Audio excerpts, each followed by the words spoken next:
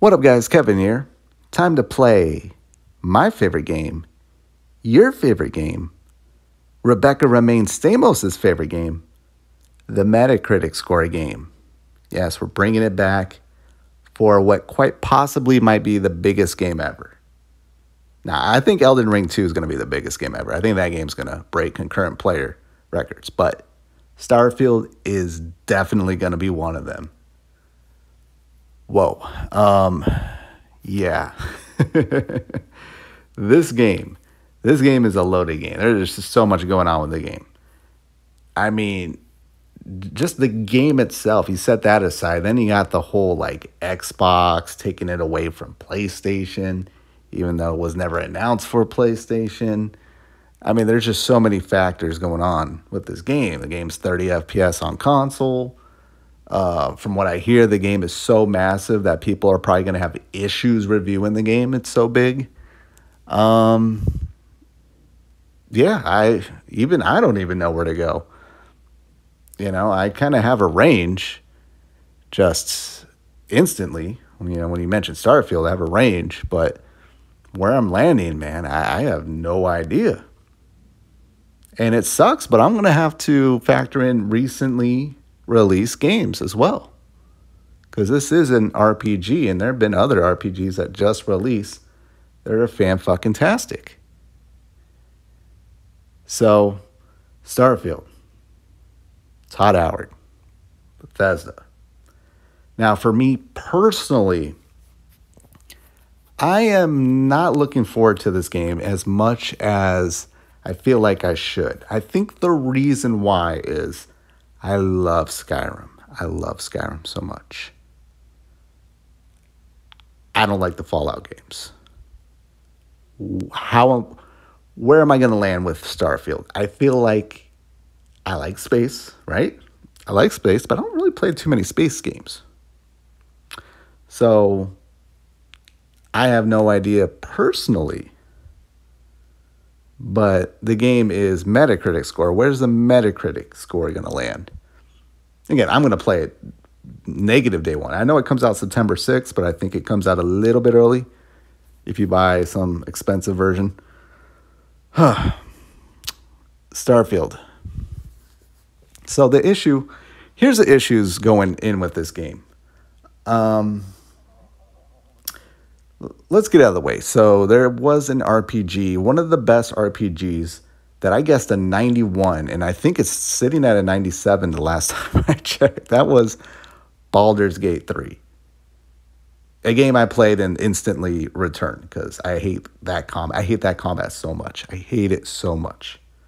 That being said, I think I'll do a video explaining why it's better than Tears of the Kingdom, especially if it's sitting at a 97. But the reason why Baldur's Gate 3 is doing so well because it's given us that RPG-ness that we've all been waiting for.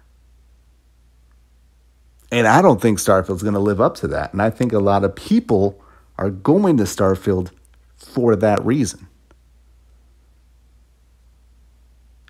And this would not have been an issue if Baldur's Gate just didn't kill it. They just killed it right now with the RPG-ness. So I'm afraid reviewers going from Baldur's Gate 3 to a Starfield might feel a little let down in the RPG mechanics. However, I do got to say, I think it will be offset way, way more with much funner combat and exploration, and you name it. You name it. I think the game's going to come together. So that's it's a little bit of a wash. I just do see people, you're going to see the articles. You just know it. You're going to see the articles. Starfield is such a letdown after playing one of the best RPGs of all time, Baldur's Gate 3. You know you're going to see it. You know it. And those are people going to be reviewing the game. Now, it is an Xbox exclusive. I am probably the last person to say that there is a PlayStation bias with the media but there is. And I'm seeing it more and more, especially since the FTC got crushed. We've seen not only journalists, even game developers, very stupidly just shit on Xbox. Like that is what that's basically your employer right there. But hey, you do you. And Xbox just doesn't have that with the media. They just don't have it. You see the media, the game journalists play super nice to PlayStation, just so they can get the Spider-Man too early. They're not really doing that for Xbox games. Even Starfield, they're just not doing it.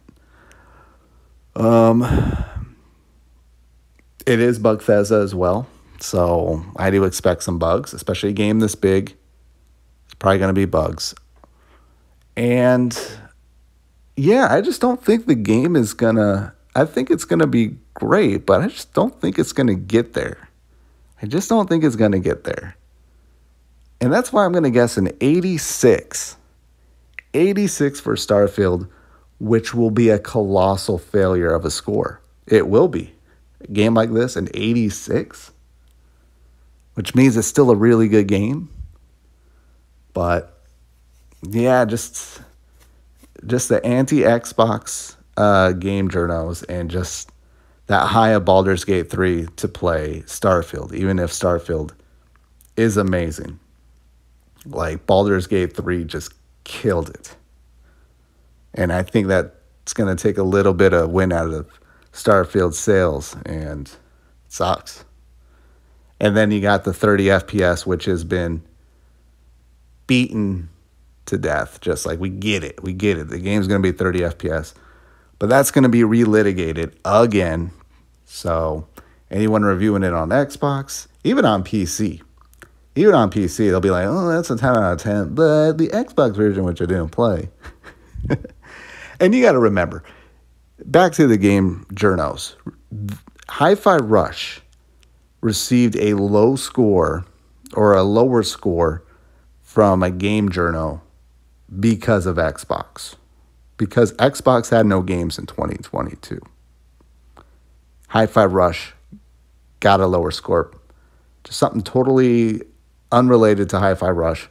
They're like, yeah, but you're attached to Xbox, so we're going to give you a low score. So I expect some of that. 86. It's just the fact that I sound so down saying 86. That's a great score.